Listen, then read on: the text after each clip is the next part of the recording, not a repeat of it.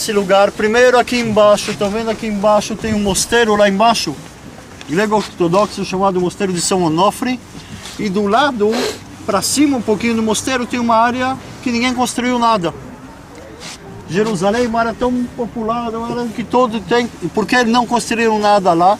É onde que se diz Hekel Dama, ou seja, o campo do sangue, onde compra Judas Iscariotes com as moedas de prata que recebeu, depois de ter traído Jesus, e pela tradição, ninguém sabe exatamente, mas pela tradição, o lugar onde que compra aquele campo e onde vai se enforcar com a vergonha do que fez com Jesus, ok? O mais importante, nós paramos aqui, não precisa nem se mexer, só virar, a gente vai ver aqui e entender os passos de Jesus no último dia, na última noite, a quinta-feira, antes de ser crucificado, antes de ser levado na sexta para poder ser julgado. Ok? Então, por favor. Aqui em cima, o Monte Sião. O que aconteceu no Monte Sião? O cenáculo, o lugar da última ceia. Da última ceia. Ele vai dar toda a volta na cidade amuralhada de Jerusalém, estão vendo? Onde está a cúpula preta? Lembram que não era a cúpula preta, mas era o templo do rei Herodes. Então ele vai dar até essas muralhas, parte das muralhas já existiam. Ele vai dar toda a volta. E estão vendo aquelas cúpulas douradas pequenininhas?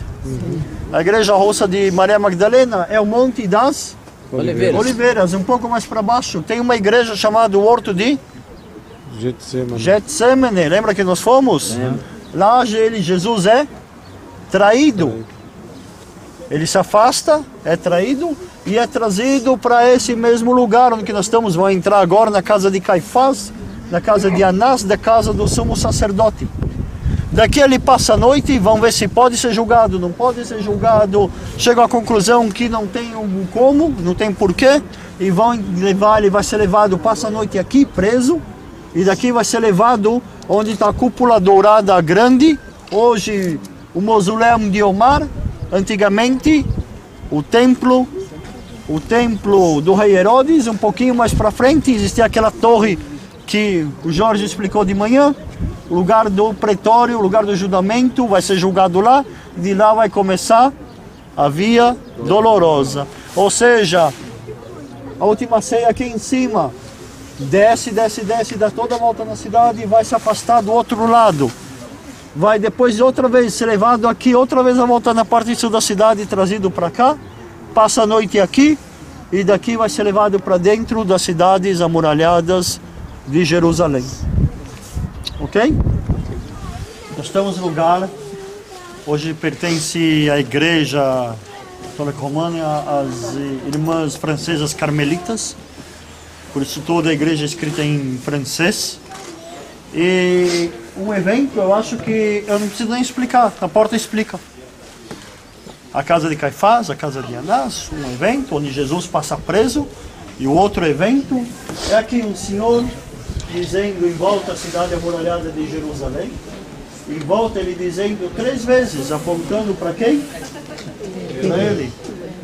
Esse outro senhor aqui que vai dizer eu não, em volta a Jerusalém, aqui do lado. E cada vez que ele vai dizer eu não conheço, a negação de Pedro, e o galo cantou. Por isso essa igreja chama-se Peteringalicantum.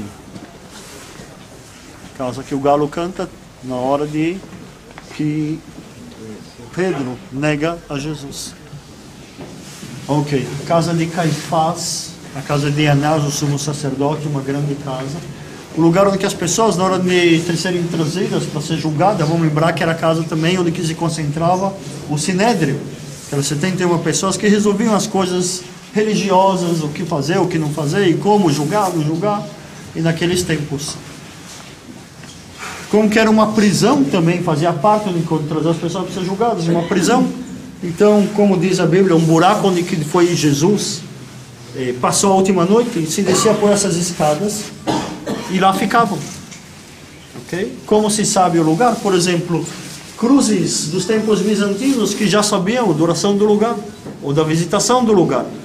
Como do lado aqui também, se a gente puder deixar esse, na hora de entrar, vocês vão ver que tem na parede nessa... Perdão. Tudo bem? Okay. Nessa parede aqui, na hora de entrar, parece até tem quem vê também relevo da figura de uma pessoa estendendo os braços. Por outro lado, aqui em cima tem cruzes, embaixo tem muitas cruzes também. Então se sabe o lugar da prisão de Jesus, ok? Antes de ser levado e crucificado. Como se sabe, por exemplo, antigamente a história, a igreja católica muitas vezes dizia que judeus que crucificaram Jesus. Como se sabe, uma das maneiras que não foi os judeus, depois ficou crucificado pelo Pôncio Pilatos. Hoje muda muito o pensamento da igreja católica. Como que se fazia naqueles tempos para cumprir a sentença de morte? E os judeus tinham esse poderio, o Sanedrio tinha esse poder de julgá-lo. Como seria cumprida a sentença? Nós vimos na Vila de Nazaré, ela explicou, por exemplo, ou se atirava de um precipício ou se jogava, apedrejava. Tanto que Jesus não diz a Bíblia, está passando uma senhora que estava sendo julgada por ter cometido adultério. Ele vai dizer, quem não cometeu crime nenhum, ou seja, quem tem um bom coração limpo. O que quer dizer? Naqueles tempos, para uma maneira de evitar da falsa testemunha, quem que apedrejava no final era a própria testemunha, porque tinha que então testemunhar com o coração limpo.